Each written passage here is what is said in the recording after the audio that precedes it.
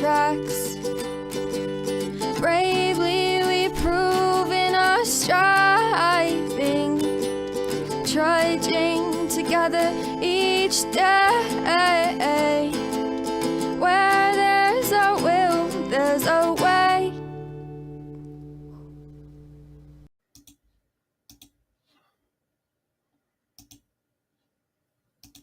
Good morning, everybody.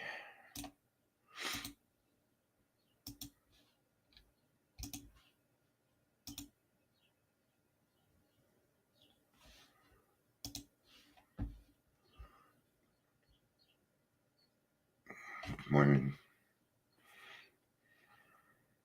Meow. See if a cat comes running.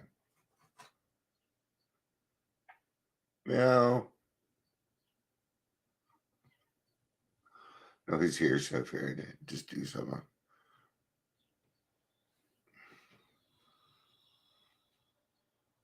Yes, it is live. Yes, Chris, it is live. And now they've been seeming weird lately. Good to see you, buddy.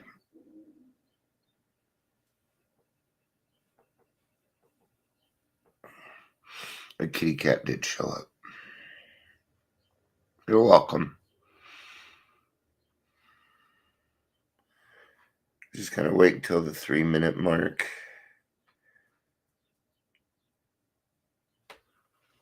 Hey, Kiwi.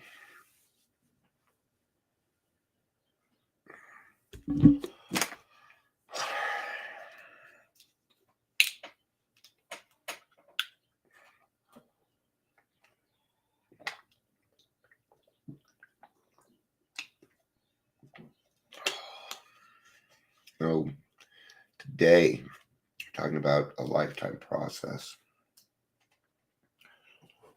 I think we'll probably kind of understand what we're talking about already. I think we're close enough to the 3-minute mark. All right, let's do this. Welcome to Daily Trudge. I'm Dion. I'm your host today.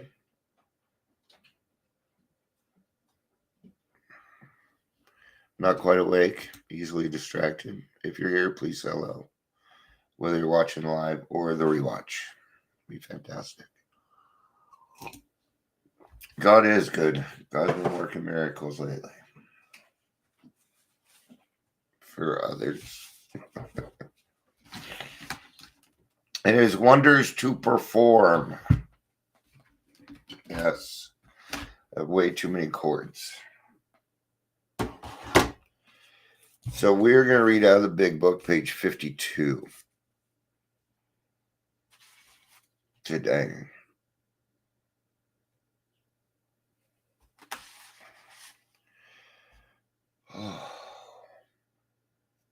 Maybe I should have waited a little bit longer. It's all right. Let's get going on this.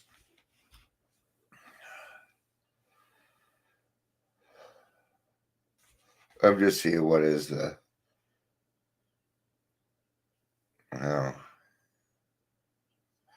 We had to ask ourselves why we shouldn't apply to our human problem the same readiness to change our point of view. We were having trouble with personal relationships. We couldn't control our emotional natures. We were prey to misery and depression. We couldn't make a living. We had a feeling of uselessness. We were full of fear. We were unhappy. We couldn't seem to be of real help to other people. Was not a basic solution of these bedevilments more important than whether we should see newsreels of lunar flight? Of course it was. Hey, Gary, good to see you.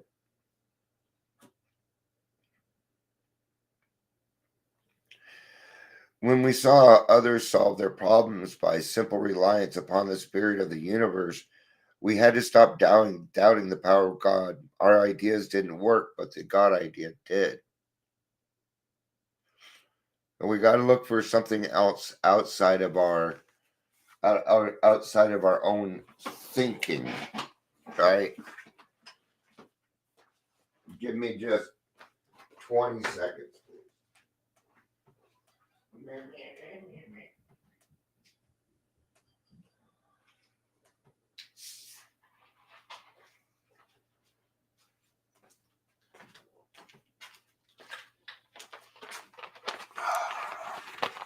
All right. I need a shot of Coke, man. Okay.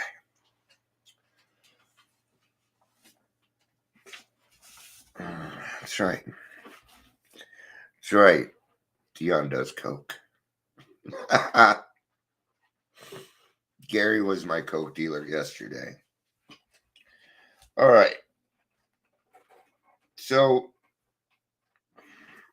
we're seeing that this process worked in other people. And that's where the consummation of the program comes. Okay. Now I'd like to pass on real quick that you cannot get this program by osmosis.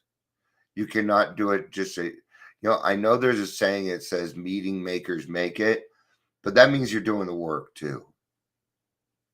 It's implied in there that you're doing the work. If you're just going to meetings, you're done. You're going to be miserable. And you're probably going to be dumping in the group the rest of your life or for however long you decide you're going to stay in the program and be miserable. Okay? Call these people two-steppers. They like to do steps 1 and 12. Do meeting makers make it? Sure. Do they live a happy and fruitful life? No. Because, see, meetings are for newcomers. Meetings are a particular arena for something. For me to go help a newcomer. The rest of it is AA. Living my life outside of the meetings. Taking on a sponsee, helping other people. Being a part of life. Being a productive member of society again. That's what we go for, man. The Wright brothers' almost childish faith that they could build a machine which would fly was the mainspring of their accomplishment.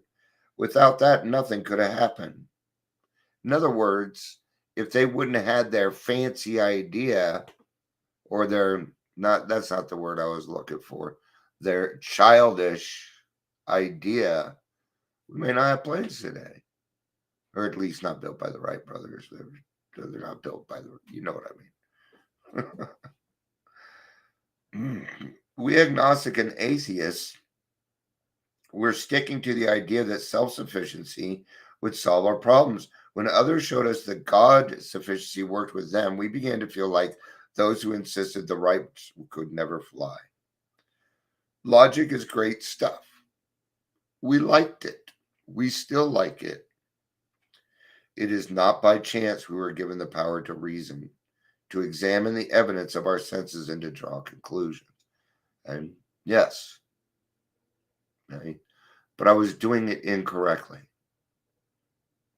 I was doing it incorrectly because the only person I was thinking about was me. It was about what life could contribute to Dion, not what Dion could contribute to life. My intentions were screwed up. Okay.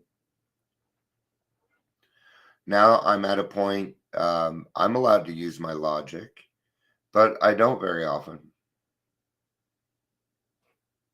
And even if I do have to use my logic, I usually follow it up with somebody else. Just to double check to make sure that Dion isn't going for anything, like stealing some vicarious pleasure for something. Right?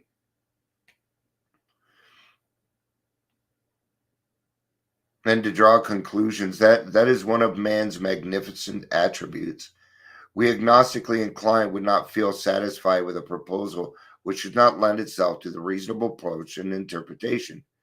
Hence, we are at pains to tell why we think our present faith is reasonable, why we think it more sane and logical to believe than not to believe, why we say our former thinking was soft and mushy when we threw up our hands in doubt and said, we don't know. We don't know. And that's where it is. The first honest thing I said in AA. I don't know. It's a great place to be. It really is. I don't know is a fantastic place to be. Okay? It means that there's hope. It means that you have not been given the answer yet. That means that there's hope. When we became alcoholics, crushed by self-imposed crisis, we could not postpone or evade. We had to fearlessly face the proposition that God either is everything or else he is nothing. God either is or he isn't. What was our choice to be? Arrived at this point, we were squarely confronted with a question of faith. We couldn't duck the issue. Some of us had already walked far over the bridge of reason toward the desired shore of faith. The outlines and the promise of the new land had brought luster to tired eyes and fresh courage to flagging spirits. Friendly hands had stretched out in welcome. We were grateful that reason had brought us so far, but somehow we couldn't quite step ashore. Perhaps we've been leaning too heavily on reason that last mile, and we did not like to lose our support.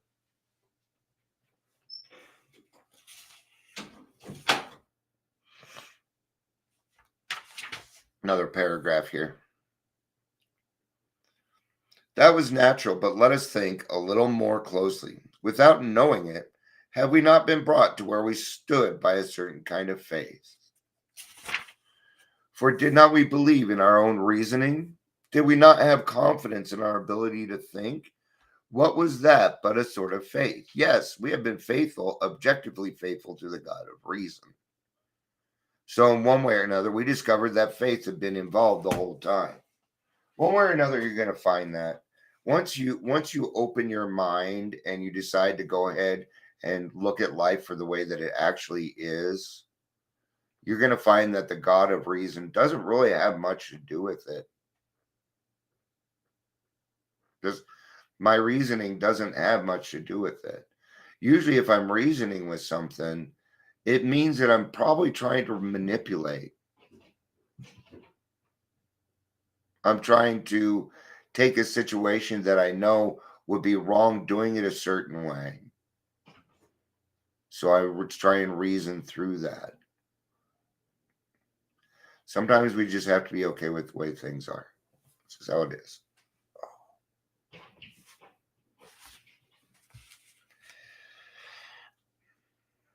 Those words remind me that I have more problems than alcohol. We didn't even talk about alcohol. So yeah.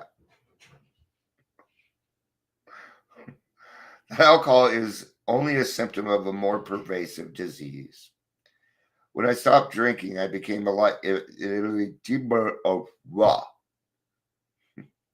When I stopped drinking, I began a lifetime process of recovery from unruly emotions, painful relationships, and unmanageable situations. This process is too much for most of us without help from a higher power and our friends in the fellowship. When I began working the steps of the AA program, many of these tangled threads unraveled, and little by little, the most broken places of my life straightened out. One day at a time, almost imperceptibly, I healed. Like a thermostat being turned down, my fears diminished. I began to experience moments of contentment. My emotions became less volatile. I'm once now again a part of the human family. It is all about becoming a better person. A better person every day. Work that living amends, man. Become a better person every day. I'm going to tell you something. Before you know it, your whole life's going to change.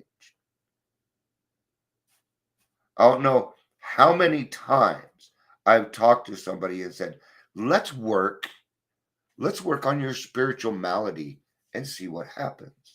Okay, we can do that. And then miracles start happening. Right? I told you guys the other day that I was talking to a sponsee. He's ready to get out of the. God, I feel like I'm 15 years old. sitting here in front of you in a camera drinking straight from a Coke bottle. Will we never learn? Will we never grow up? Oh, I want to be a Toys R Us kid. All right. So I'm talking to my sponsee, and he's ready to get out of this sober living home. And I don't blame him. And I'm not putting down the sober living home. Except for the manager has, too much sobriety. Anyway, so he's ready to get out, but we're on the steps that don't really require much action. So we decided to, I said, let's do this third step. Let's do it. Before we had done it once, but I'm like, well, I think we really, really need to get down to that nitty gritty. And so we had a long conversation about God and how God can infiltrate our lives and change our lives. We talked about making a decision. We talked about 3 frogs on a log. Okay. And he made a decision to turn his will and his life over to the care of God as he understood him. And I know that he did it because I got off the phone and not 2 minutes later did a friend call me, and she was just talking, tell me how life was going. That's what we do for each other. And she said, I need a frickin' roommate stacked. He's moving in Friday. Don't tell me God doesn't work. Don't tell me God doesn't work. If you sacrifice what it is that you need to do, God's going to give you everything that you need.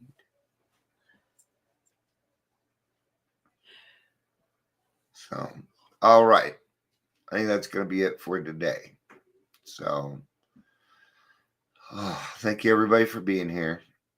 I appreciate it. I'll wake up a little bit more. All right. Absolutely. You have a great day too, Ingrid. I love you all. Peace out and have a day.